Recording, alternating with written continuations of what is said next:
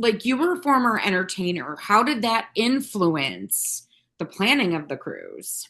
So one thing is that I really loved celebrity cruises. It was one of Right. my first cruises that I went on as an entertainer, and I had a really great experience with a group of friends there that I've made that some I still am friends with to this day. And it really impacted me a lot that first experience. And so I kind of want to give that experience to the cruisers where, you have a built-in community of friends. I think that's really special, and so that's kind of what went into the planning. And then Mhm. obviously picking ports that I thought would be really fun for me to write future scenes in. And then also some that are in the books that were already have been written so that you can go and see the turtles and all that kind of stuff. So that's how I ended up landing on this cruise line and this itinerary. But you chose the celebrity reflection for a reason, didn't you? So my first ship was the Meridian. The Okay. Meridian was my first cruise line. Well, I had worked my first contract I was on as a youth counselor, but my first contract as an entertainer that I really like, because the youth counseling one on the Premier Cruises was an experience.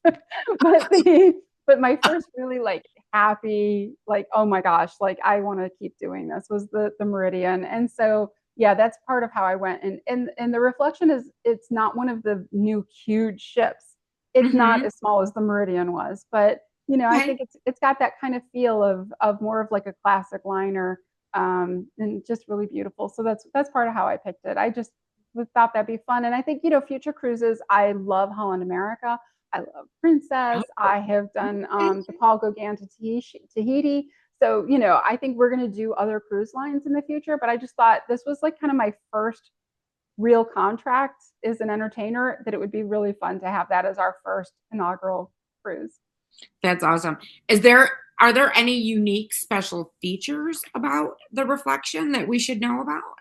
So the library just did me in. When I'm looking at all the different pictures and trying to pick which cruise line and which itinerary and all these things, the library is so beautiful. And I could just picture all of us on a sea day in the afternoon, meeting in the library, reading a book together. I just think it's so cool. It is absolutely stunning. It is off the end of the atrium, kind of tucked away by itself, and it's stories Oh, tall, and there's just walls of bookshelves. I've never seen a library like that. I'm just really excited about it, and I can't wait to hang out with everybody.